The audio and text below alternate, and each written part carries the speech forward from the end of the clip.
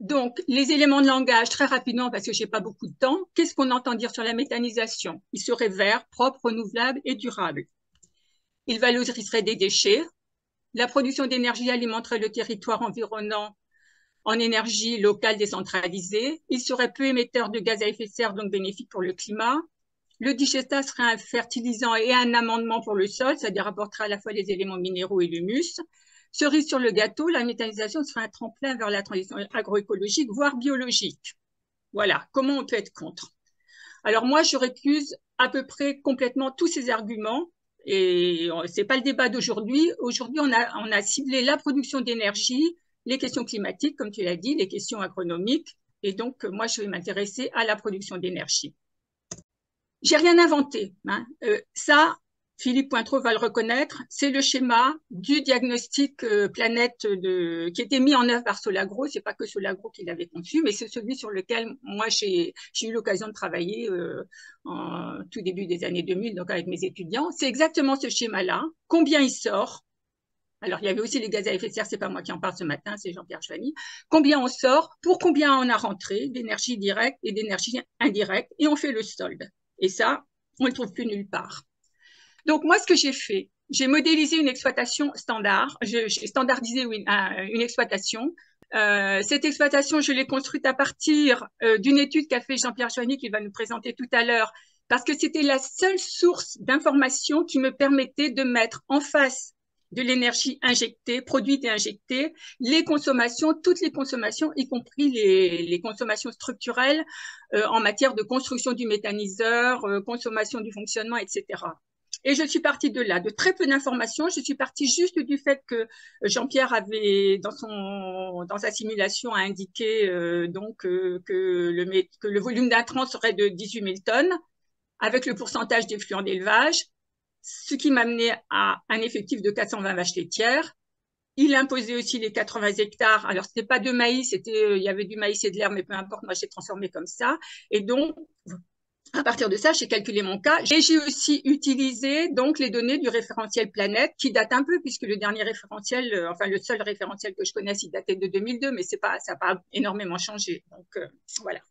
Je modélise mon exploitation. La SAU est 540 hectares.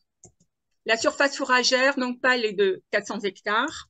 Donc, que j'ai réparti en prairies, 175 hectares et 225 hectares de maïs. C'est ça qu'il faut pour nourrir mon cheptel, qui est donc de 420 vaches laitières, 168 génisses élevées, 672 UGB. Par le chargement, ça colle à peu près. Donc, c'est cohérent.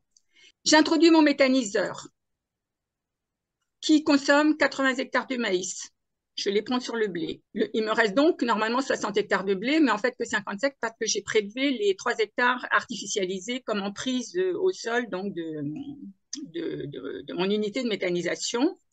Et sur les 400 hectares de surface fourragère qui me restent, j'ai transformé 40 hectares de prairies en maïs en silage, tout simplement parce que les dérobés qu'avant l'agriculteur censé mener cette exploitation utilisait pour l'alimentation de ses vaches, donc sont transformés en cives et donc mises dans le méthaniseur. Donc, forte augmentation du maïs en silage.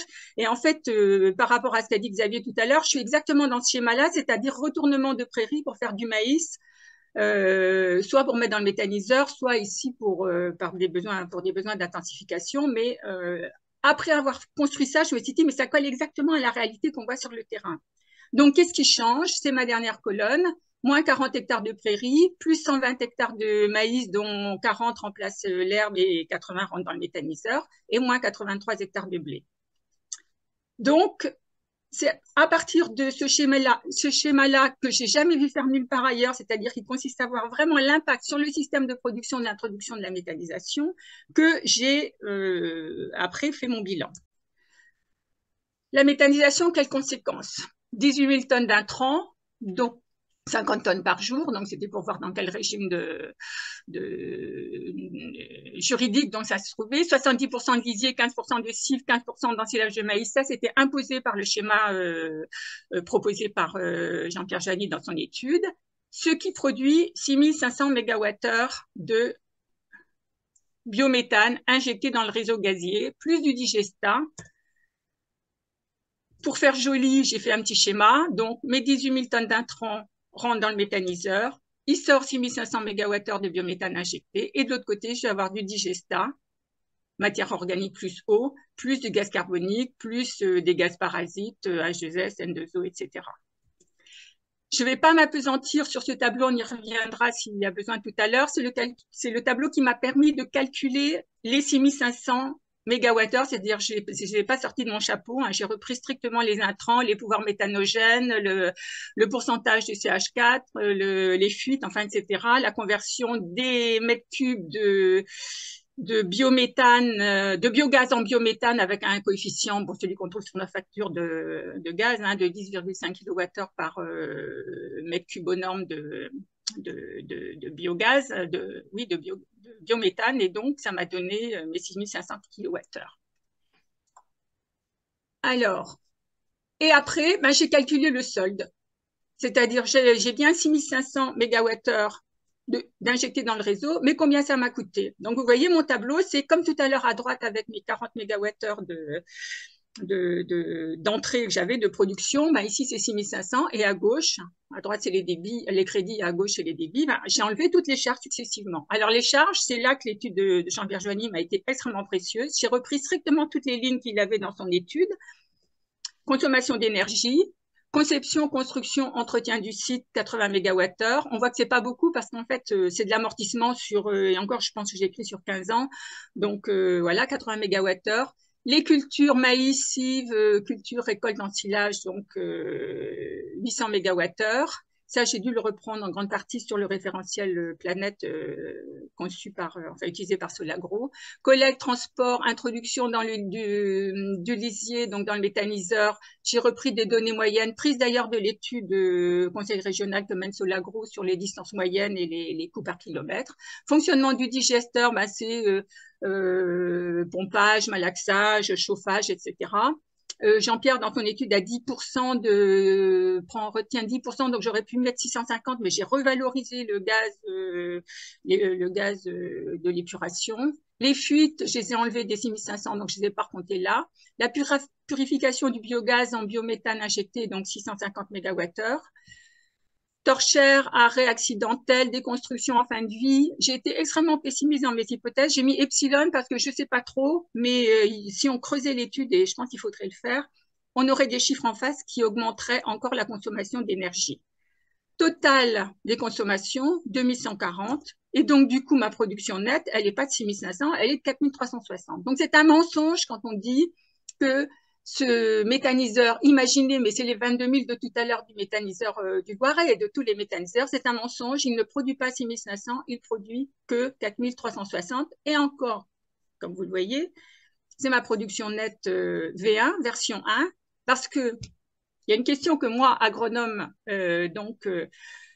sensibilisé, donc très sensibilisé aux questions d'approche globale et d'incidence de l'introduction d'une modification dans un système de production. Moi, j'ai vu tout de suite, mais je me dis, mais il y a quand même 80 hectares de blé qui ont disparu.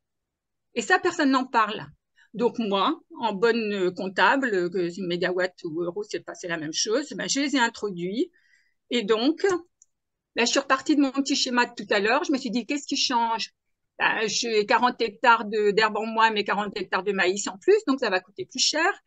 Et puis, ben, j'ai mes 83 hectares de blé en moins. C'est de l'énergie qui aurait servi à quelque chose.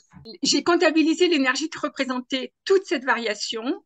C'est tout en bas, les 80 hectares supprimés plus les 3 hectares artificialisés à 48 MWh par hectare, ça fait 3980 MWh. Et les 40 hectares de prairies remplacées du maïs qui vont coûter plus cher, bah, ça me fait un total de 4100 MWh. Je continue donc mon tableau. Si j'enlève les productions en moins, et c'est important parce que vous voyez que c'est beaucoup plus important ce chiffre-là que l'autre d'avant, ça me fait un total de charge de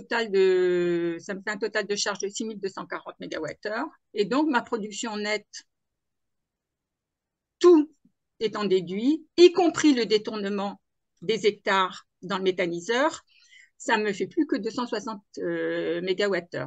Si on raisonnait ce que je ne fais pas habituellement, mais je vais quand même le faire ici, en taux de retour sur investissement énergétique, eh ben, les 6500 sur les 2140, ça me donnerait à peu près 3.